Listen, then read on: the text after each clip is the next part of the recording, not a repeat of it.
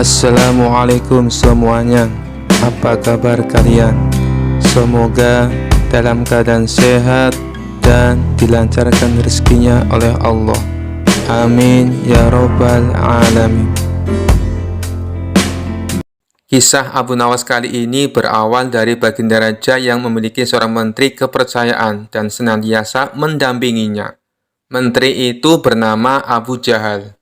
Namun, kepercayaan yang diberikan oleh Baginda Raja sering dimanfaatkan oleh Abu Jahal untuk memperkaya diri. Terkadang, ia meminta upeti kepada rakyat dengan mengatasnamakan Baginda Raja. Hal ini tentu saja membuat Abu Nawas geram, tapi tidak berani mengadukannya kepada Baginda Raja. Sebab dengan kedudukan yang dimiliki, Abu Jahal bisa saja memutarbalikkan fakta dan menuduh Abu Nawaslah pelakunya. Seiring berjalannya waktu, penasihat istana meninggal dunia. Baginda Raja sangat kehilangan dan belum bisa menemukan penggantinya. Jadi untuk sementara waktu jabatan penasihat istana masih kosong, belum ada yang mendudukinya. Kesempatan ini segera dimanfaatkan Abu Jahal. Ia ingin sekali menduduki jabatan tersebut. Dengan begitu, ia bisa lebih leluasa mempengaruhi Baginda Raja. Segala cara Abu Jahal lakukan. Di depan Baginda Raja, Abu Jahal terus mencari muka agar terpilih menjadi penasehat istana. Tapi sayangnya ambisi Abu Jahal ini harus kandas di tengah jalan. Karena tidak berapa lama Baginda Raja justru memilih Abu Nawas untuk menjadi penasehat istana. Keputusan Baginda Raja ini tentu saja membuat Abu Jahal kecewa, sehingga ia menaruh dendam kepada Abu Nawas. Suatu hari ketika Abu Jahal melihat Abu Nawas sedang duduk bersama Baginda Raja, timbul pemikiran di kepalanya. Seharusnya aku yang ada di tempat Abu Nawas. Abu Nawas tidak pantas duduk di situ. Abu Nawas itu apa dia? Tidak mampu mengurus masalah kerajaan. Pantasnya dia jadi pelawak istana. Gerutu Abu Jahal dalam hati. Merasa kecewa dengan keputusan Baginda Raja, Abu Jahal lalu menyampaikan keberatan. Pada suatu hari saat Baginda Raja sedang duduk sendirian di singgasananya, Abu Jahal menghadap dan berkata, "Ampun Paduka yang mulia, hamba izin menghadap Baginda Raja." Baginda Raja terkejut melihat Abu Jahal yang tiba-tiba menghadapnya. "Ada apa Abu Jahal? Apa yang ingin kau sampaikan?" tanya Baginda Raja. "Ampun Paduka yang mulia, hamba rasa Abu Nawas tidak pantas menjabat sebagai penasihat istana. Karena menurut hamba, dia tidak tahu apa-apa soal negara. Abu Nawas itu apa kelihayannya? Cuma melucu," tutur Abu Jahal. "Tapi bukankah Abu Nawas terkenal cerdas? Dia juga seorang yang jujur," ujar Baginda Raja. "Apakah Paduka sudah meragukan kejujuran saya?" tanya Abu Jahal. "Bukan seperti itu. Kamu kan sudah menduduki jabatan menteri istana. Jadi wajar kalau Abu Nawas yang mengisi jabatan penasehat istana," jawab Baginda Raja. "Tapi hamba lebih berpengalaman Paduka yang mulia. Apalagi mengenai kenegaraan. Hamba juga ahli berperang. Tubuh hamba kekar dan perkasa. Lalu hamba sudah lama berbakti kepada Baginda Raja. Hamba rasa hambalah yang lebih pantas menjadi penasehat istana," ucap Abu Jahal. Melihat ambisi Abu Jahal yang begitu besar ingin menjadi penasihat istana, Baginda Raja akhirnya membuat keputusan. Ia mengadakan sayembara antara Abu Nawas dan Abu Jahal. Maka dipanggillah Abu Nawas untuk datang ke istana. Singkat cerita, Abu Nawas pun menghadap Baginda Raja. "Ampun Paduka yang mulia, ada gerangan apa memanggil hamba?" tanya Abu Nawas. "Hei Abu Nawas, Abu Jahal sangat menginginkan jabatan penasihat istana. Dia minta supaya jabatanmu diganti olehnya. Tapi aku juga tidak mungkin memecatmu biar adil, maka aku putuskan akan mengadakan sayembara untuk kalian berdua. Siapa yang jadi pemenangnya, maka dialah yang berhak menjadi penasehat istana," jelas Baginda Raja. Sejenak Abu Nawas terdiam dan berpikir Abu Jahal pasti punya rencana busuk. Jangan sampai dia jadi penasihat istana. Bisa-bisa rakyat makin tertindas oleh kelakuannya, pikir Abu Nawas. Ampun Paduka yang mulia, kalau boleh tahu, sayembara apa yang hendak diberikan? Tanya Abu Nawas. Aku ingin masing-masing dari kalian membawakan satu gentong air laut, tapi yang rasanya tawar. Perintah Baginda Raja. Abu Nawas dan Abu Jahal langsung terkejut mendengar permintaan Baginda Raja yang aneh itu. Sekarang pulanglah kalian berdua, dan besok kembali ke sini dengan membawa air laut yang rasanya tawar, kata Baginda Raja melanjutkan. Sesampainya di rumah, Abu Nawas terus memikirkan dan mencari tahu keberadaan laut yang airnya tawar. Mana ada air laut yang rasanya tawar? Orang secerdik apapun tidak akan bisa melakukannya, pikir Abu Nawas. Sementara itu, Abu Jahal mulai berbuat curang. Ia memasukkan air sumur ke gentong untuk dibawanya ke istana. Baginda Raja pasti percaya, meskipun aku berkata bohong, karena aku tahu aku adalah menterinya yang paling dipercaya, kata Abu Jahal dalam hati. Keesokan harinya, Abu Nawas dan Abu Jahal datang ke istana dengan membawa gentong masing-masing. Bagaimana? Apakah kalian sudah mendapatkan airnya?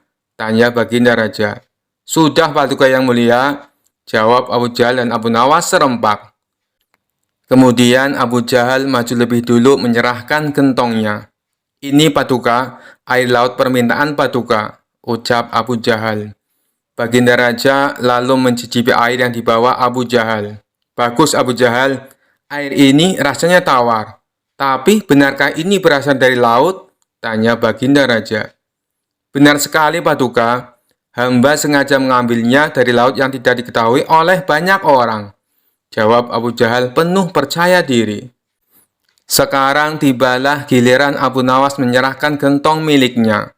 Ketika Baginda Raja mencicipi air yang ada di gentong Abu Nawas, ia pun langsung berkata, Hei Abu Nawas, kenapa rasanya masih asin dan getir? Yang aku minta air laut rasa tawar, ucap Baginda Raja. Ampun Paduka yang mulia, tapi memang begitulah rasa air laut, balas Abu Nawas. Baiklah, karena lomba ini dimenangkan Abu Jahal, tentu dia akan menjadi penasehat istana, tutur Baginda Raja. Mendengar hal itu, Abu Jahal sangat kegirangan, sudah tidak sabar ingin menduduki jabatan tersebut. Ternyata sangat mudah mengelabui Baginda Raja, pikir Abu Jahal. Tapi tiba-tiba Baginda Raja kembali berkata, Hai Abu Jahal, di mana kamu menemukan air laut yang airnya tawar? Antarkan aku ke sana sekarang. Aku ingin mandi di sana, titah Baginda Raja. Seketika wajah Abu Jahal menjadi pucat, tubuhnya lemas dan gemetaran. Anu Paduka yang mulia, hamba kenapa? Kalau kamu tidak bisa membuktikannya, berarti kamu telah membohongiku, ucap Baginda Raja. Ampun Paduka yang mulia, air yang hamba bawa memang bukan air laut, tapi air dari sumur, kata Abu Jahal ketakutan. Kamu lancang Abu Jahal, kamu kira aku anak kecil yang mudah dikelabui. Karena kamu telah berani berbohong, maka sebagai hukumannya, kamu bukan hanya gagal jadi penasihat istana, tapi juga akan dipecat dari menteri. Kamu juga harus menjalani hukuman penjara, bentak Baginda Raja. Kemudian Baginda Raja memerintahkan beberapa pengawal untuk menangkap Abu Jahal dan memasukkannya ke penjara. Kini tinggallah Abu Nawas di hadapan Baginda Raja. Hei Abu Nawas, bukankah kamu terkenal cerdik?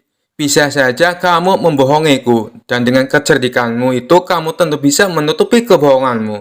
Tapi kenapa tidak kau lakukan? Tanya Baginda Raja.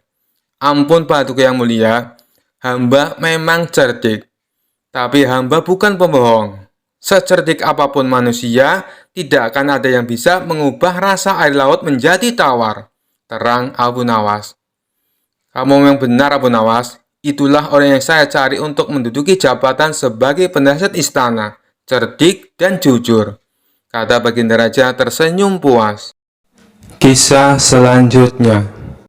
Suatu hari Abu Nawas akan melakukan perjalanan yang kebetulan harus melewati perbukitan kecil. Daerah tersebut merupakan tempat tinggal jin raksasa jahat. Salah seorang warga setempat melarang niat Abu Nawas ini. "Tuan, lebih baik urungkan niat Anda. Carilah jalan yang lain saja," ujar warga tersebut. "Memangnya kenapa?" tanya Abu Nawas penasaran. "Perbukitan itu sangat angker. Ada jin raksasa yang jahat. Dia tidak segan-segan membunuh siapa saja yang berani ke sana," jawab warga tersebut. Setelah mendengar penuturan warga itu, Abu Nawas sejenak termenung. "Tapi ini adalah jalan satu-satunya. Tidak ada jalan yang lain lagi," pikirnya. Setelah berpikir matang-matang dengan segenap keberanian, akhirnya Abu Nawas nekat melewati perbukitan kecil tersebut. Benar saja, baru beberapa langkah menginjakkan kaki di sana, tiba-tiba muncul sosok makhluk raksasa yang tidak lain adalah jin jahat. "Hai manusia, lancang sekali kau kemari. Kamu mau cari mati?" bentak jin raksasa jahat. "Tidak, aku hanya numpang lewat, karena ini adalah jalan satu-satunya," jawab Abu Nawas. "Kamu tahu, ini adalah daerah kekuasaanku. Siapapun dilarang lewat sini," kata jin raksasa jahat memberitahu. "Bukannya ini adalah bumi Allah? Kamu tidak ada hak melarangku," balas Abu Nawas. "Oh, jadi kamu menantangku? Akan aku hancurkan tubuhmu," ancam jin raksasa jahat. "Baik, silakan mencobanya. Tetapi aku bisa mengalahkanmu, sebab aku sangat perkasa lebih dari yang kau bayangkan," sahut Abu Nawas tidak mau kalah. "Omong kosong, kau pasti seorang sufi, makanya berani menantangku. Orang-orang sufi itu hanya terpikat pada masalah rohani. Kau tidak akan bisa mengalahkanku, sebab aku memiliki kekuatan. Wujudku 30 kali lipat lebih besar darimu," ucap jin raksasa jahat. "Wujudmu memang lebih besar dariku, tapi itu tidak menjamin kau lebih perkasa. Kalau kau menginginkan uji kekuatan, ambil batu ini dan peraslah air darinya," balas Abu Nawas. Abu Nawas lalu memungut sebutir batu kecil dan diberikannya kepada jin raksasa yang jahat itu. Seketika batu kecil hancur lebur dalam genggamannya. Akan tetapi tidak setetes pun air yang keluar. Jin raksasa jahat tersebut coba mengulanginya beberapa kali dengan batu yang lain. Tapi usahanya sia-sia. Akhirnya jin raksasa jahat itu pun menyerah.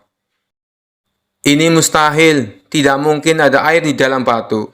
Coba kau tunjukkan kalau batu memang ada airnya," kata jin raksasa penasaran.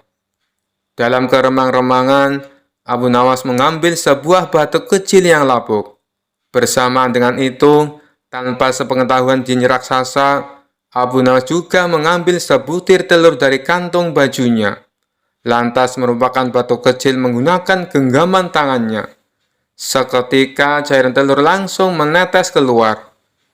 Melihat hal itu, jin raksasa jahat sangat terkesan dengan kesaktian Abu Nawas. "Kamu luar biasa. Menginaplah di tempat tinggalku malam ini. Akan kujamu kau dengan bermacam hidangan," ajak jin raksasa. Abu Nawas pun mengikutinya masuk ke sebuah gua yang sangat besar. Sesampainya di dalam sana, ia melihat banyak sekali harta dan perhiasan.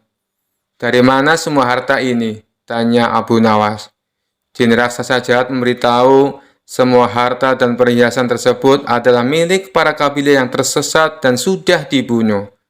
Setelah dijamu makan malam, jin raksasa mempersilahkan Abu Nawas untuk beristirahat. "Berbaringlah di sebelahku dan tidurlah," kata jin raksasa jahat. Jin raksasa kemudian membaringkan diri dan segera tidur. Sementara Abu Nawas yang secara naluri mengetahui adanya bahaya pengkhianatan, segera bangkit dan menyembunyikan diri di tempat yang agak jauh dari jin raksasa itu. Abu Nawas mengatur tempat pembaringannya agar seolah-olah tidur di samping jin raksasa. Tidak lama setelah itu, jin raksasa itu bangun. Dia mengambil sebuah batang pohon, lalu menghajar Abu Nawas dengan sekuat tenaga, yang dikiranya masih tidur di sebelahnya. Jin raksasa jahat memukul bertubi-tubi sebanyak 7 kali, kemudian kembali berbaring dan tertidur. Setelah jin raksasa benar-benar tidur, barulah Abu Nawas membaringkan tubuhnya tepat di sebelah jin raksasa. Saat hari sudah menjelang pagi, keduanya pun terbangun. Betapa kagetnya jin raksasa melihat Abu Nawas masih hidup, bahkan tidak ada luka sedikit pun. Guamu nyaman sekali untuk istirahat, tapi sayang, tadi malam aku agak terganggu, sebab aku sempat merasa ada nyamuk menggigitku sampai 7 kali, ucap Abu Nawas. Tentu saja hal itu sangat mengejutkan jin raksasa, hingga tidak berani lagi menyerang Abu Nawas. Bagaimanapun, kalau seorang telah dipukul sebanyak 7 kali dengan batang pohon oleh jin raksasa, pasti akan mati. Apalagi memukulnya menggunakan tenaga sekuat-kuatnya. Akhirnya, jin raksasa jahat tersebut memerintahkan Abu Nawas untuk melanjutkan perjalanannya. Berkat kecerdikannya, Abu Nawas pun selamat dari pembunuhan. Kisah selanjutnya. Suatu hari ada seorang pencuri yang sangat lihai di kota tersebut, sehingga sering membuat cemas dan gusar penduduknya. Berbagai cara telah ditempuh untuk dapat menangkapnya, namun hasilnya selalu nihil. Tak ada hasil sama sekali. Sang pencuri tetap saja tidak dapat ditemukan. Tentu saja hal ini semakin membuat khawatir penduduk di sana. Sampai suatu ketika ada salah satu saudagar kaya yang mengadakan sayembara untuk menangkap pencuri tersebut. Sebelumnya, saudagar tersebut telah kehilangan hartanya akibat dicuri. Saudagar itu berjanji akan memberikan seluruh harta yang telah dicuri darinya bagi siapa saja yang berhasil menemukan pencurinya. Sebab saudagar itu merasa penasaran sebenarnya siapa pencuri yang begitu lihai mencuri di kota tersebut. Begitu sayembara ini diumumkan, tentu saja sangat banyak penduduk yang ikut berpartisipasi. Bagaimana tidak, hadiah yang ditawarkan begitu menarik perhatian mereka. Namun, apa yang terjadi? Tetap saja tidak ada yang mampu menangkap pencuri itu. Sampai akhirnya, sang hakim memutuskan untuk meminta bantuan kepada Abu Nawas, yang dikenal memiliki kecerdikan dan kesaktian yang luar biasa. Mendengar berita tersebut, tentu saja membuat si pencuri menjadi takut dan khawatir. Dia sempat berpikir untuk kabur melarikan diri ke kota lain. Namun, dia abaikan pikiran kabur itu. Sebab melarikan diri hanya akan membuat penyamarannya terbongkar dan membuat sulit untuk mencuri kota itu lagi. Tak lama sepulangnya Abu Nawas dari sebuah perjalanan, dia memutuskan untuk mengumpulkan seluruh penduduk kota di sebuah lapangan kota yang cukup besar. Kemudian dia berkata dengan lantang, "Wahai para penduduk kota, kali ini aku akan memberikan kalian masing-masing sebuah tongkat sakti yang telah aku beri mantra. Tongkat ini harus kalian kembalikan kepadaku besok pagi di pengadilan kota. Ketahuilah bahwa tongkat ini akan bertambah panjang 1 jari kelingking ketika dipegang oleh pencuri. Dan bagi yang tongkatnya berubah bertambah panjang 1 kelingking, maka dia akan mengalami kejadian seperti itu." Abu Nawas kemudian mengangkat tongkatnya dan mengarahkannya ke sebuah pohon kelapa besar di belakangnya. Duar! Tiba-tiba pohon kelapa itu meledak dan buah kelapa jatuh berguguran. Penduduk kota yang hadir pun merasa takjub dengan apa yang telah mereka saksikan. Mereka mengira telah melihat kejadian luar biasa yang dilakukan oleh Abu Nawas. Tanpa mereka sadari bahwa pohon kelapa itu sebenarnya telah ditaburi bubuk misiu peledak oleh istri Abu Nawas. Dan ketika mendapat isyarat dari Abu Nawas, secara diam-diam istri Abu Nawas menyalakan api ke arah sumber misiu untuk meledakannya. Hal ini tentu saja membuat hati pencuri menjadi semakin takut dan panik.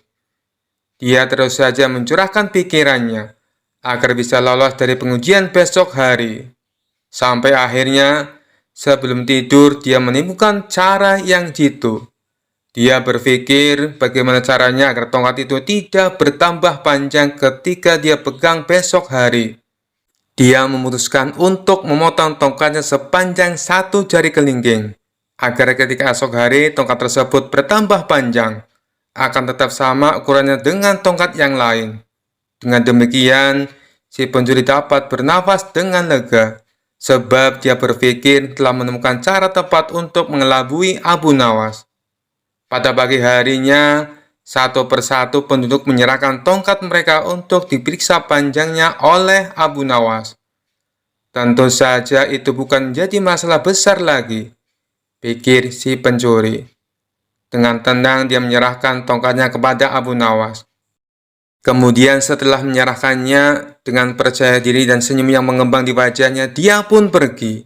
Namun apa yang terjadi? Abu Nawas seketika menyuruh penjaga untuk menangkapnya. Abu Nawas tahu bahwa orang itu adalah pencurinya, karena tongkatnya berkurang panjangnya sepanjang 1 kelingking. Tentu saja itu adalah trik cerdik yang Abu Nawas lakukan untuk menjebak si pencuri. Bagaimana bisa membuat tongkat bertambah panjang ketika dipegang oleh si pencuri? Tidak mungkin kan? Itu hanya sebuah trik yang Abu Nawas gunakan. Si pencuri pun akhirnya diadili dan dihukum sesuai dengan peraturan yang ada. Abu Nawas yang cerdik berhak mendapatkan seluruh barang curian tersebut. Namun karena kebijaksanaannya, Abu Nawas menyerahkan sebagian harta curian itu kepada keluarga si pencuri, dan sebagian lagi dia gunakan untuk dirinya dan untuk dibagikan juga kepada orang yang membutuhkan di sekitarnya. Kisah selanjutnya. Dikisahkan di kampung seberang ada seorang rahib yang terkenal religius. Masyarakat di sana menganggap sang rahib dapat mengetahui hal-hal yang gaib. Rahib itu menjadi panutan warga. Banyak orang yang berdatangan untuk meminta doa. Ada juga yang meminta untuk diramal masa depannya. Sang rahib menjelaskan bahwa dialah jalan menuju surga. Barang siapa ingin selamat dari siksa api neraka, maka harus menurut apa yang dikatakan oleh sang rahib. Dengan penjelasannya tentu membuat orang-orang ingin menjadi pengikutnya. Selain di kuil, ia juga menyebarkan ajarannya di pasar-pasar yang penuh dengan keramaian. Suatu hari sang rahib melancong ke daerah Abu Nawas. Ia bermaksud untuk menyebarkan ajarannya. Setelah memasuki kota Baghdad, ia berjalan menyusuri kota dengan berpakaian layaknya orang suci. Karena baru pertama kali memasuki kota Baghdad, ia terlihat kebingungan. Ia tak tahu jalan arah menuju pasar. Beberapa kali ia mondar-mandir tepat di depan rumah Abu Nawas.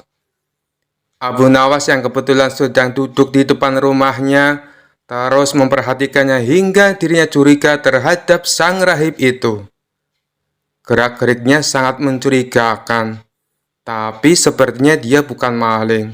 Masa maling berpakaian seperti orang suci? Pikir Abu Nawas dalam hati.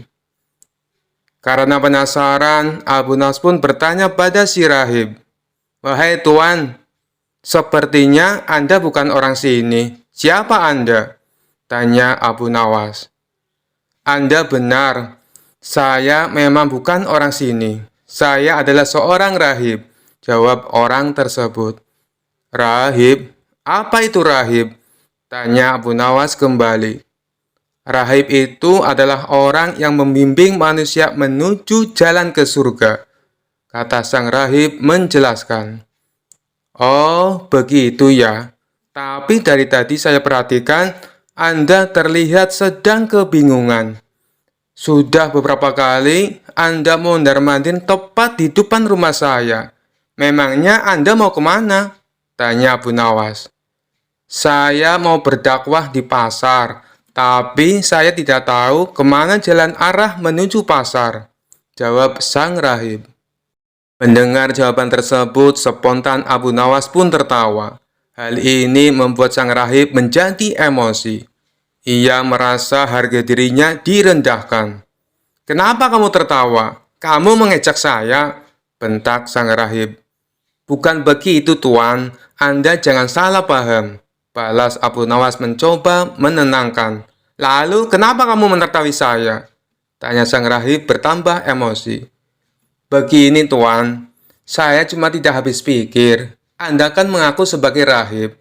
Orang yang katanya bisa membimbing manusia menuju jalan ke surga. Bagaimana Anda bisa membimbing manusia ke jalan surga, sementara jalan menuju pasar saja Anda tidak tahu? Celetuk Abu Nawas. Wajah sang rahib mendadak berubah pucat karena menahan malu. Ia pun segera pergi meninggalkan Abu Nawas. Kisah selanjutnya. Dikisahkan pada suatu waktu Baginda Raja Harun al-Rasyid sangat gundah hatinya. Seperti biasa, dirinya ingin sosok Abu Nawas hadir di istana untuk menghibur hati sang raja. Namun setelah beberapa kali dipanggil, Abu Nawas belum juga menampakkan batang hidungnya. Entah kenapa. Setelah lama berpikir, akhirnya Baginda Raja menemukan cara agar Abu Nawas bisa hadir di istana kerajaan. Raja menyuruh 3 orang prajurit untuk pergi ke rumah Abu Nawas agar buang air besar di tempat tidurnya. Pengawal, pergilah ke rumah Abu Nawas dan beraklah di tempat tidurnya. Dan kalau kalian berhasil, maka masing-masing akan kuberikan uang 1000 dirham, titah Baginda Raja. Daulat Paduka, jawab ketiga pengawal itu secara bersamaan. Sementara itu, duduk di sebelahnya ada Kipati yang mendengar obrolan rajanya dengan ketiga pengawal itu. Karena tugas yang diberikan kepada 3 anak buahnya yang agak aneh, Kipati memberanikan diri untuk bertanya kepada sang raja. Maaf Paduka, bukankah tugas yang diberikan itu tampak aneh dan menghina? Tanya sang patih. Memang benar. Tapi itulah siasatku agar Abu Nawas segera hadir ke istana, jawab Baginda Raja. Apakah gerangan rencana Baginda? Tanya Patih. Nanti kamu akan segera mengetahuinya. Dan sekarang kamu ikutilah ketiga anak buahmu itu, dan intailah mereka, dan sampaikan kepada Abu Nawas.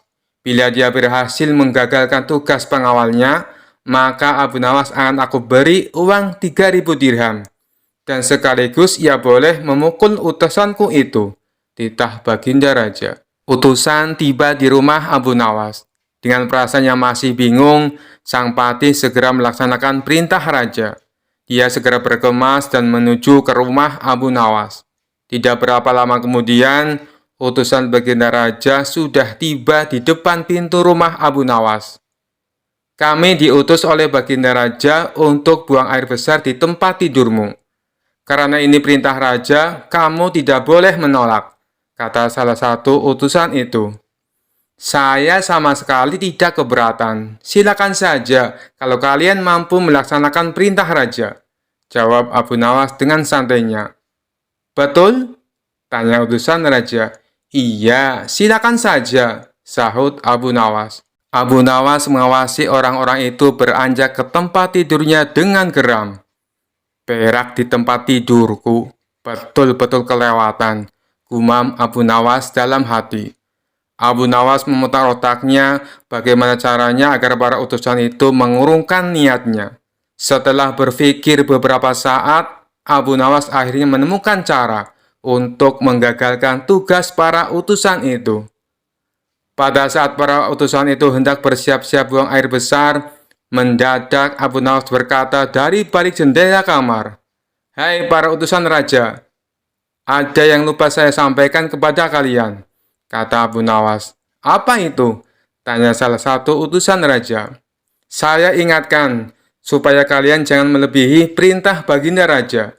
Jika kalian melanggar, saya akan pukul kalian dengan sebuah pentungan besar. Dan setelah itu saya akan laporkan kepada Baginda bahwa kalian melanggar perintahnya," jawab Abu Nawas dengan serius. Dengan cekatan, Abu Nawas segera mengambil sebatang kayu besar yang ada di dapur rumahnya. Bahkan kini Abu Nawas sudah mengambil pentungan kayu besar itu. "Hei, apa maksudmu tadi Abu Nawas?" tanya salah satu utusan. "Ingat, Perintah raja hanya buang air besar saja dan tidak boleh lebih dari itu, jawab Abu Nawas. Iya, benar, jawab utusan itu. Aku ulangi lagi, hanya buang air besar saja, tidak boleh lebih. Ingat, tidak boleh kencing, tidak boleh buka celana, tidak boleh cebok, hanya buang air besar saja, tegas Abu Nawas dengan seriusnya. Mana mungkin, itu tidak mungkin. Kami juga harus buka celana dan kencing, jawab salah satu utusan. Aku akan pukul kalian sekeras-kerasnya jika kalian melanggar perintah raja, sahut Abu Nawas. Para utusnya itu saling pandang kebingungan dengan ucapan Abu Nawas itu. Tiba-tiba ada suara seseorang yang memanggil Abu Nawas. Abu Nawas! Karena ada suara yang sudah tidak asing lagi didengar, Abu Nawas serta para utusan segera berkumpul untuk menemui asal suara itu. Ternyata suara itu adalah suara Kipati, yang merupakan orang kepercayaan Baginda Raja Harun al-Rasyid. Aku sudah mendengar perdebatan kalian. Baginda Raja memang merintahkan para utusan untuk berak di tempat tidurmu. Jika 3 orang ini sanggup, mereka masing-masing akan mendapatkan 1000 dirham. Jika mereka gagal, maka mereka boleh engkau pukul sesuka hatimu, kata Kipati. Oh, begitu. Lalu hadiah dari Baginda untukku berapa, tuanku? Tanya Abu Nawas. Sekarang juga engkau boleh menghadap Baginda Raja untuk menerima 3000 dirham, jawab Kipati. Hah? Abu Nawas kaget disertai rasa gembira. Segera saja Abu Nawas mengambil pentungan. Lalu 3 orang utusan yang mau buang air besar tadi dipentungi pantatnya. Ampun Abu Nawas, apa kalian mau buang air besar di tempat tidurku? Tidak, ampun. Ketiga utusan itu lari terbirit-birit. Kipati dan Abu Nawas tertawa terpinggal-pinggal dibuatnya. Sesaat setelah itu Kipati berkata, Abu Nawas, Baginda sangat yakin engkau dapat mengatasi masalah ini. Baginda memang menginginkan kehadiranmu di istana untuk menghibur hatinya yang saat ini sedang gundah gulana. Abu Nawas menyetujui permintaan sang pati dan mereka segera berangkat menuju istana setelah semua persiapan dilakukan. Kisah selanjutnya. Abu Nawas dikenal suka menolong, tapi ada saja orang yang tidak suka dengan sosok cerdas dan humoris ini. Sebut saja Abu Jahal. Entah kenapa dia sangat membenci Abu Nawas. Abu Jahal selalu mencari celah untuk memfitnah Abu Nawas, tapi selalu gagal. Tentu saja hal ini membuatnya makin membenci Abu Nawas. Sampai suatu ketika Abu Jahal mempunyai rencana yang licik. Dia hendak menjebak Abu Nawas, supaya namanya menjadi buruk di mata masyarakat. Esok harinya Abu Jahal mulai mengatur strategi. Ia pergi ke pasar untuk membeli sandal. Sandal yang ia beli sama persis dengan kepunyaan Abu Nawas. Abu Jahal juga membayar orang suruhan untuk mengambil keledainya sendiri pada malam hari. Setelah malam tiba, Abu Jahal mulai menjalankan aksinya. Dia sengaja menaruh keledainya di depan rumah dan meletakkan sandal yang sama persis dengan sandal Abu Nawas di halaman rumahnya. Tidak lama kemudian, datanglah orang bayaran Abu Jahal untuk mengambil keledai di depan rumahnya. Setelah orang bayarannya sudah benar-benar menghilang, Abu Jahal mendadak berteriak, "Maling, maling, keledaiku dicuri maling!" teriak Abu Jahal pura-pura panik. Sontak teriakan Abu Jahal mengundang perhatian para tetangganya. Mereka lalu berduyun-duyun mendatangi rumah Abu Jahal. "Ada apa Abu Jahal?" tanya salah satu tetangganya. "Keledaiku dicuri maling, tapi malingnya sempat aku pergoki," jawab Abu Jahal. "Kamu berhasil mengenal wajahnya Abu Jahal?" tanya tetangga yang lain. "Enggak sih, karena waktu aku memergoki, malingnya langsung panik dan lari terbirit-birit sampai meninggalkan sandalnya," kata Abu Jahal sambil menunjukkan sandal di halamannya. "Loh, ini kok seperti sandal Abu Nawas? Tapi masa iya sih Abu Nawas mencuri keledaimu?" ujar tetangganya tidak percaya. Ya, namanya orang lagi hilaf, apapun pasti dilakukannya. Apalagi sekarang Abu Nawas sudah lama tidak diberi hadiah baginda raja. Pastinya dia tidak punya uang lagi untuk beli makanan, ucap Abu Jahal memprovokasi. Akibat hasutan Abu Jahal ini, para warga mulai tersulut emosinya. Abu Nawas yang sedang asik tidur di rumahnya langsung dipaksa dan diarak warga menuju istana. Ada apa ini? Apa yang kalian lakukan? Tanya Abu Nawas bingung. Sudah, kamu diam saja. Kamu harus mempertanggungjawabkan perbuatanmu, tegas Abu Jahal.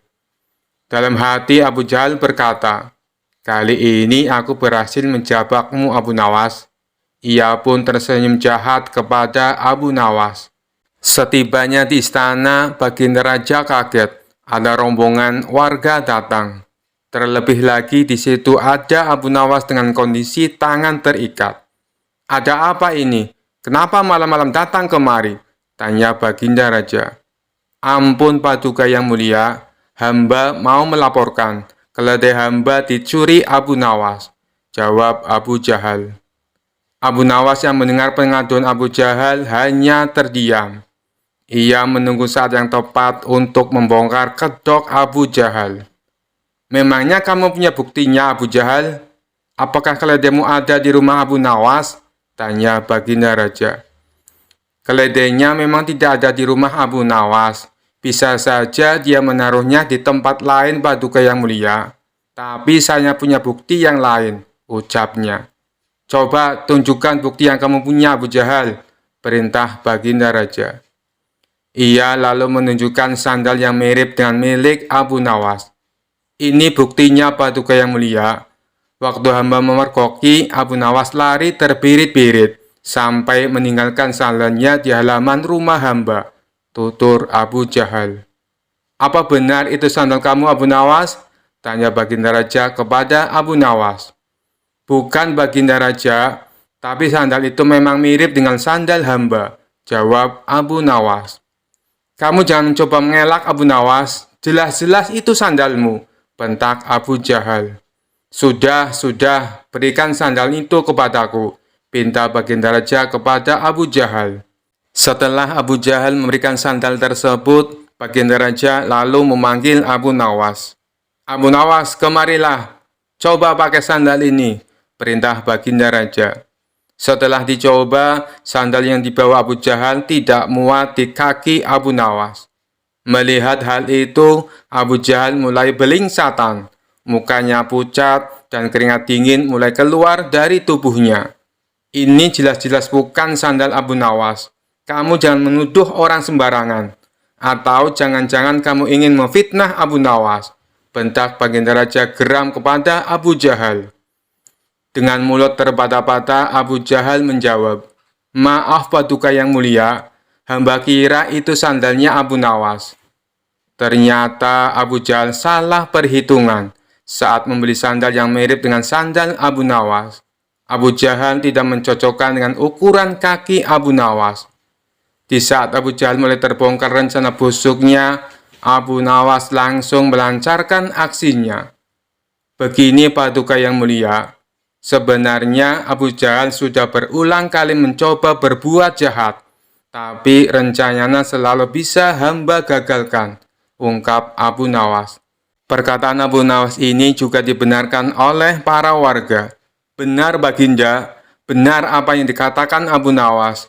Kami sungguh sangat menyesal dan kecewa, karena kali ini kami termakan hasutan Abu Jahal. Kami minta maaf Abu Nawas, ucap para warga. Abu Nawas pun memaafkannya, karena pada dasarnya mereka hanya termakan hasutan Abu Jahal. Sementara Abu Jahal langsung dimasukkan ke penjara atas perbuatan yang dilakukan. Kisah selanjutnya.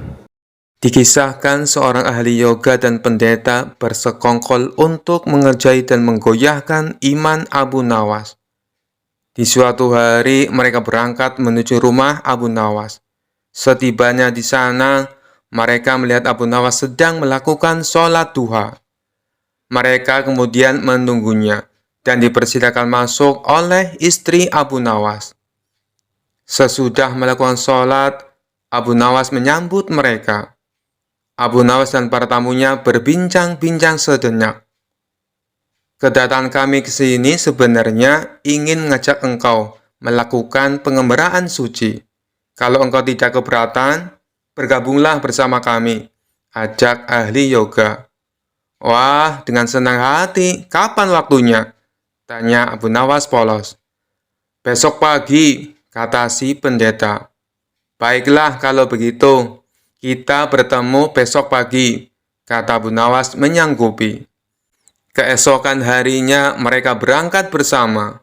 Abu Nawas mengenakan jubah seorang sufi, ahli yoga dan pendeta memakai seragam keagamaan mereka masing-masing. Karena tidak membawa bekal, di tengah-tengah perjalanan mereka merasa lapar. Hai Abu Nawas, bagaimana kalau engkau saja yang mengumpulkan derma untuk membeli makanan bagi kami bertiga? Karena kami akan mengadakan kebaktian, kata si pendeta. Tanpa banyak bicara, Abu Nawas berangkat mencari dan mengumpulkan derma dari satu desa ke desa lainnya. Setelah derma terkumpul, Abu Nawas langsung memberikan makanan yang cukup untuk 3 porsi orang. Akhirnya Abu Nawas kembali ke pendeta dan ahli yoga dengan membawa makanan. Karena tak sanggup menahan rasa lapar, Abu Nawas pun berkata, "Mari segera kita bagi makanan ini sekarang juga." "Jangan sekarang, kami sedang berpuasa," kata ahli yoga. "Tetapi aku hanya menginginkan bagianku saja. Sedangkan bagian kalian, terserah. Kalian mau dimakan kapan saja," pinta Abu Nawas. "Aku tidak setuju. Kita harus selalu bersama dalam berbuat apapun," kata pendeta. "Betul, aku pun tidak setuju. Karena waktu makanku besok, bukan sekarang," kata ahli yoga. "Bukankah aku yang kau suruh untuk mencari derma, dan sekarang telah kutukar dengan makanan ini? Sekarang kalian tidak mengizinkan aku mengambil bagianku sendiri. Itu tidak masuk akal," kata Abu Nawas mulai merasa jengkel. Pendeta dan ahli yoga tetap bersikeras tidak mengizinkan Abu Nawas mengambil bagiannya. Kali ini Abu Nawas benar-benar merasa jengkel dan marah. Akan tetapi Abu Nawas tidak memperlihatkan sedikit pun kejengkelan dan kemarahannya. "Bagaimana kalau kita mengadakan perjanjian saja?" kata pendeta kepada Abu Nawas. "Perjanjian apa?" tanya Abu Nawas. "Kita adakan lomba. Siapa di antara kita bermimpi paling indah, maka akan mendapatkan bagian yang terbanyak. Yang kedua, lebih sedikit. Dan yang terburuk akan mendapatkan paling sedikit." Pendeta itu menjelaskan kepada Abu Nawas. Abu Nawas setuju, ia tidak memberikan komentar apa-apa. Tak terasa hari sudah semakin malam. Pendeta dan ahli yoga mengantuk dan tidur. Abu Nawas saat itu tidak bisa tidur. Ia hanya berpura-pura tidur. Setelah merasa yakin kalau kawan-kawannya sudah terlelap, Abu Nawas menghampiri makanan itu.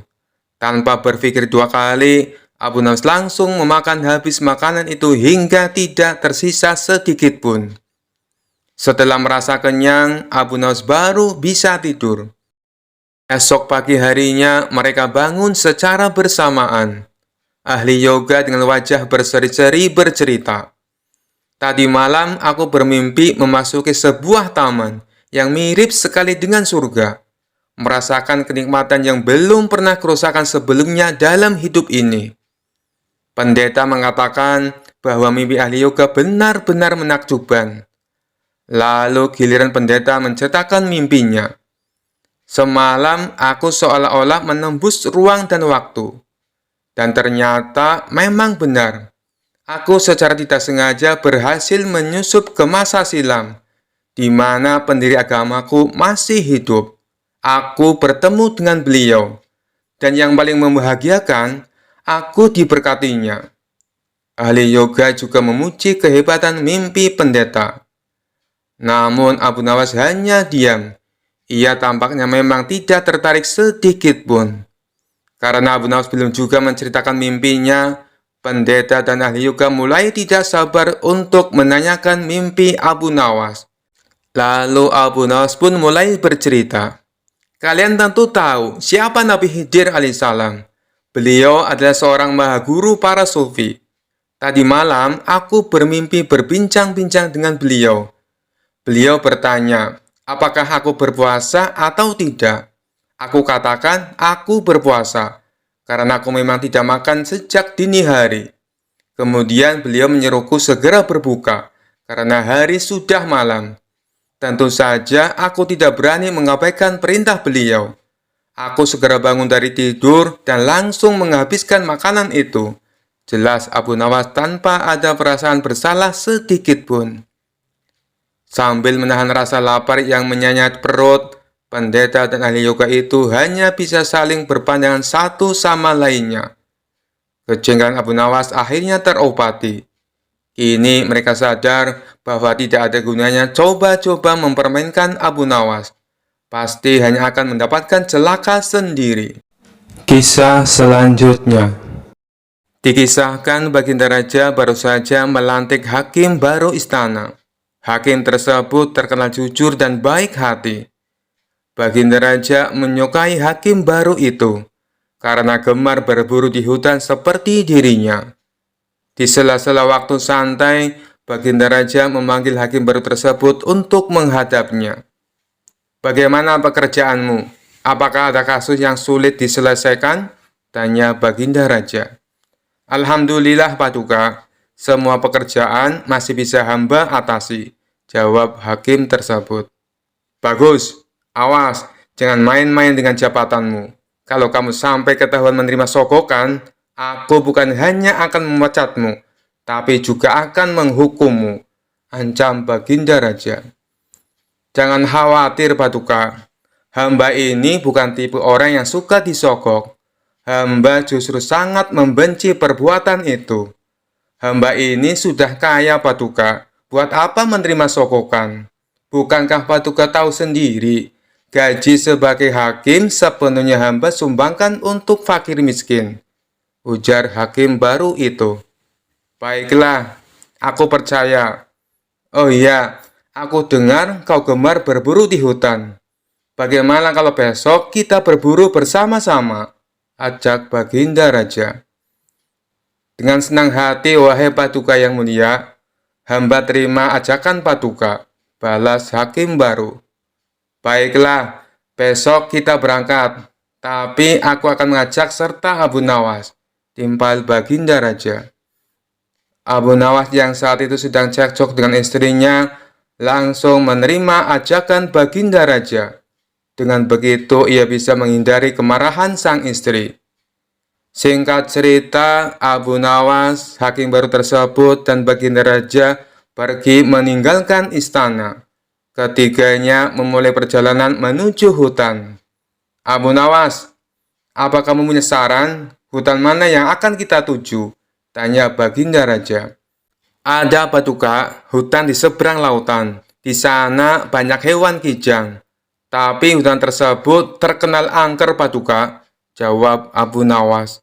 "Sama setan saja masa takut? Ayo kita ke sana," balas Baginda Raja. Ketiganya lalu menuju hutan yang terkenal angker. Saat akan memasuki hutan tersebut, Abu Nawas mulai merasakan hal mistis. "Paduka, apa Paduka yakin akan masuk ke dalamnya?" tanya Abu Nawas.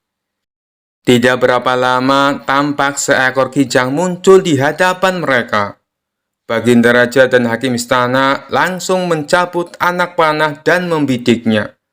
Tapi sayang, bidikan mereka meleset, sehingga membuat kijang tersebut berlari ke dalam hutan. "Ayo kita kejar!" teriak Baginda Raja. Mereka pun mengikuti arah larinya kijang. Ketika sedang mengejar hewan buruan, tiba-tiba muncul seekor harimau. Melihat ada mangsa di depannya, harimau itu langsung mengejarnya. Baginda Raja dan Abu Nawas serta hakim istana spontan berlari, menghindari kejaran harimau tersebut. Setelah beberapa lama, kemudian akhirnya mereka bertiga pun selamat. Namun alangkah terkejutnya mereka saat mengetahui tengah berada di dalam hutan. Pasalnya mereka bertiga tersesat di tengah hutan yang angker. Mereka tidak tahu harus meminta bantuan kepada siapa. Di tengah situasi yang mencekam itu, tiba-tiba muncul kakek tua misterius yang berpakaian serba putih. Kakek tua itu menanyakan perihal kedatangan mereka ke hutan tersebut. "Kenapa kalian sampai ke tempat ini? Tahukah kalian kalau tempat ini sangat berbahaya?" tanya kakek tua tersebut. "Kami tersesat, kek. Apakah kakek bisa membantu kami?" kata Baginda Raja.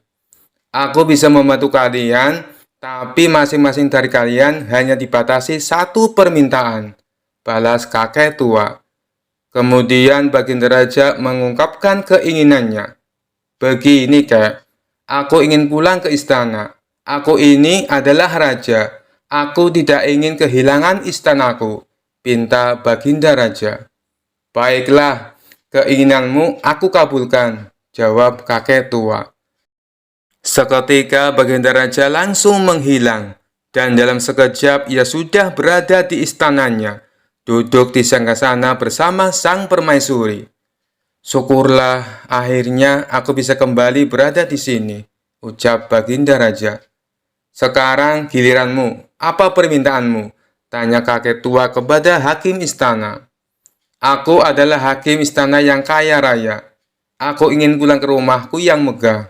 Aku tak mau kehilangan harta kekayaan.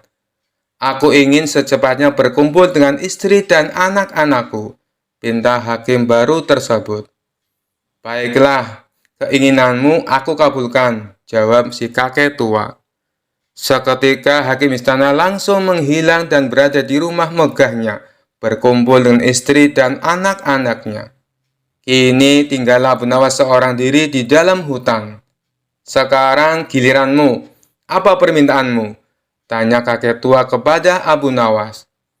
"Aku ini orang miskin, kek. Rumahku kecil dan tidak ada harta yang berharga di rumah. Aku juga sedang cekcok dengan istri. Aku tidak tahan dengan omelannya. Hal inilah yang membuatku tidak betah di rumah. Jadi aku meminta supaya Baginda Raja dan hakim istana dikembalikan ke sini untuk menemaniku," pinta Abu Nawas. Seketika permintaan Abu Nawas terkabul.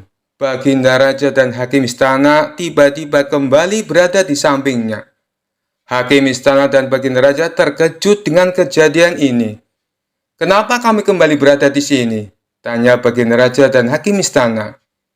"Itu atas permintaan kawanmu. Katanya dia sedang tidak betah di rumah. Dia ingin kalian berdua menemaninya di sini," jawab kakek tua itu. "Abu Nawas, kamu kurang ajar!" teriak hakim istana dan Baginda Raja. Sementara si kakek tua misterius itu langsung menghilang dari hadapan mereka. Kisah selanjutnya. Pada suatu hari, Raja Harun al-Rasyid dirundung duka. Ia terlihat murung dan sedih.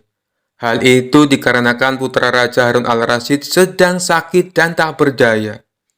Sudah banyak tabib yang didatangkan untuk memeriksa dan mengobati, tapi tak seorang pun mampu menyembuhkannya. Akhirnya sang raja mengadakan sayembara. Barang siapa yang bisa menyembuhkan putranya, maka akan diberi hadiah yang menggiurkan. Sayembara itu berlaku untuk semua lapisan masyarakat, mulai dari para bangsawan sampai rakyat jelata. Namun tak satupun dari mereka yang berhasil mengobati penyakit sang pangeran. Mendengar kabar itu, Abu Nawas selaku sahabat dekat sang raja pun merasa iba. Abu Nawas lalu mendatangi istana dan menawarkan jasa baik untuk menolong sang putra mahkota.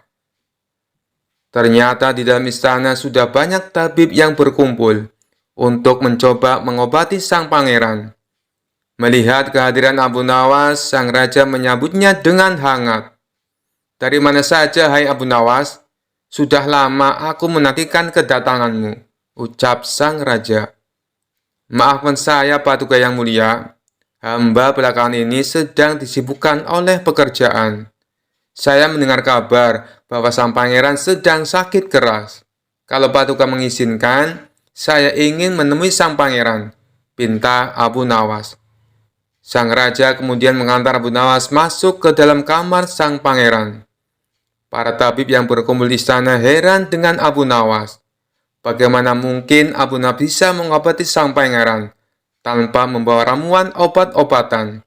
Sedangkan para tabib terkenal dengan peralatan yang lengkap saja tak sanggup, bahkan penyakitnya pun tak terlacak. Saat di dalam kamar, Abu Nawas menghampiri sang pangeran yang sedang terbaring. Lalu Abu Nawas duduk di sampingnya. Ia mengamati dengan teliti kondisi sang pangeran, hingga keduanya antara Abu Nawas dan pangeran saling bertatap mata. Setelah mereka kondisi sang pangeran, lalu Abu Nawas berkata kepada sang raja, "Saya butuh satu orang yang sudah tua, di mana ketika masa mudanya sering mengembara ke pelosok negeri." Permintaan yang aneh itu membuat sang raja dan para tabib heran. Tapi demi kesembuhan sang anak, Raja Harun al-Rasyid mendatangkan orang tua yang diinginkan oleh Abu Nawas. Orang tua itu lalu disuruh Abu Nawas duduk di samping dirinya dan pangeran. Abu Nawas lalu berkata kepada orang tua tersebut, "Sebutkan nama-nama desa di daerah selatan," pinta Abu Nawas. Karena dulunya sering mengembara, orang tua itu pun hafal dan menyebutkan nama-nama desa yang diketahuinya. Sembari mendengarkan nama-nama desa yang disebutkan, Abu Nawas menempelkan telapak tangannya pada dada sang pangeran. Namun, ia tak merasakan sesuatu yang aneh pada diri sang pangeran. Abu Nawas pun lantas menyuruh orang tua itu menyebut nama-nama desa di daerah utara. Orang tua tersebut menuruti perintah Abu Nawas. Ketika salah satu nama desa disebut, tiba-tiba Abu Nawas merasakan dada sang pangeran berdegup kencang yang disentuh oleh telapak tangannya. "Coba ulangi nama desa yang kau sebutkan tadi," perintah Abu Nawas kepada orang tua itu. Saat nama desa itu disebut kembali, dada sang pangeran kembali berdegup kencang. Abu Nawas lalu membisikkan nama desa tadi ke telinga sang pangeran. Lalu dada sang pangeran semakin berdegup kencang. Abu Nawas lantas meminta kepada sang raja agar ia diizinkan mengunjungi desa di sebelah utara yang disebutkan orang tua tadi. Meski sempat ditentang raja, akhirnya Abu Nawas mendapatkan izin, dan ia berangkat selama 2 hari di sana. Setelah pulang, Abu Nawas segera menemui Raja Harun al-Rasyid dan menjelaskan apa yang sebenarnya terjadi pada putranya. "Wahai Paduka yang mulia, masihkah Anda menginginkan sang pangeran tetap hidup?" tanya Abu Nawas. "Apa maksud perkataanmu?" "Tentu saja aku ingin anakku tetap hidup," balas sang raja. "Yang mulia, saat ini sang pangeran sedang jatuh cinta pada seorang gadis desa di sebelah utara negeri ini," kata Abu Nawas. "Lalu apa hubungannya?" tanya raja semakin penasaran. "Paduka yang mulia harus menikahkan pangeran dengan gadis itu, sebab cinta itu buta. Jika kita berusaha mengobati kebutaannya, maka ia akan mati," jelas Abu Nawas. Ia paham betul karena saat desa gadis itu disebutkan, jantung pangeran tiba-tiba berdegup kencang. Sayangnya sang pangeran tidak berani mengungkapkan rasanya termasuk bercerita kepada ayahnya. Mendengar saran Abu Nawas, Raja Harun al-Rasyid pun segera menikahkan putranya dengan gadis yang dimaksud. Setelah pernikahan itu terjadi, kondisi kesehatan sang pangeran berangsur-angsur membaik, dan Abu Nawas berhasil menyembuhkan penyakit sang pangeran. Atas keberhasilannya, Abu Nawas mendapatkan hadiah dan uang yang banyak dari baginda raja. Kisah selanjutnya. Dikisahkan Abu Nawas membuat kesalahan sangat serius. Kesalahannya adalah sering datang ke berbagai tempat dan meneriakan khotbah yang sama. Dalam khotbahnya, Abu Nawas selalu menyebut para ahli ilmu yaitu ulama sebagai orang bodoh. Tentu saja khotbah ini dianggap mengganggu ketertiban masyarakat karena telah mencela para ulama. Akibat perbuatan Abu Nawas itu, para ulama sepakat mengadukannya kepada baginda raja. Mereka meminta supaya Abu Nawas diadili. Maka diadakanlah pengadilan, dan Abu Nawas sebagai terdakwanya. Di ruang sidang tersebut sudah berkumpul beberapa ulama kota Baghdad. Mereka menuntut supaya Abu Nawas dihukum. "Hai Abu Nawas, benarkah engkau berkata kalau para ahli ilmu adalah orang bodoh?" tanya Baginda Raja. "Benar Paduka Yang Mulia," jawab Abu Nawas dengan singkat. "Apa alasanmu berbuat demikian?" tanya Baginda Raja lagi. Sebelum menjawabnya, izinkan terlebih dahulu hamba meminta beberapa kertas dan pena, lalu bagikan kepada semua para ahli ilmu yang ada di ruang sidang ini, pinta Abu Nawas. Setelah masing-masing ulama mendapat kertas dan pena, Abu Nawas kemudian kembali berkata, "Aku meminta kepada kalian semua para ahli ilmu untuk menulis jawaban pada kertas atas pertanyaan yang akan aku ajukan. Pertanyaannya adalah, apa yang dimaksud dengan roti?" ucap Abu Nawas. Mendengar pertanyaan remeh-temeh tersebut, salah satu dari ulama berkata, "Apa maksud pertanyaan itu, wahai Abu Nawas? Ini tidak ada kaitannya dengan kasusmu." Abu Nawas membalas, "Silakan dijawab saja, nanti Anda akan tahu." Setelah masing-masing ulama menuliskan jawabannya pada kertas tersebut, lalu dikumpulkan kepada Baginda Raja. Baginda Raja pun membaca satu demi satu kertas yang berisi jawaban itu. Ulama pertama menjawab roti adalah sebuah makanan. Ulama kedua menjawab roti adalah karunia dari Tuhan. Ulama ketiga menjawab roti adalah terigu yang sudah dimasak. Ulama keempat menjawab roti adalah makanan yang bergizi. Intinya, masing-masing ulama mempunyai jawaban yang berbeda-beda, tergantung pemaknaan mereka akan sebuah roti. Setelah membaca semua jawaban itu, Abu Nawas berkata kepada Baginda Raja dan semua ulama yang ada di ruang sidang, "Kalian semua adalah para ahli ilmu, tapi tidak ada satupun yang mempunyai jawaban sama tentang roti. Wahai Baginda Raja, jika mereka tidak bisa memiliki jawaban yang sama tentang roti, apakah mereka berhak menentukan khotbahku benar atau salah? Inilah maksudku mengatakan kalau mereka para ahli ilmu adalah orang bodoh. Dapatkah Baginda mempercayakan keputusan atau penilaian kepada orang-orang seperti ini? Bukankah terasa lucu bila mereka tidak sepakat akan sesuatu yang dimakan setiap hari, tetapi mereka dengan mudahnya sepakat menilai kalau khotbahku adalah salah?" beber Abu Nawas. Mendengar hal itu, Baginda Raja justru menjadi kagum dengan cara berpikir Abu Nawas. Dia lantas dibebaskan dari tuntutan. Sekian dulu perjumpaan kita kali ini. Sampai bertemu lagi di kisah-kisah selanjutnya.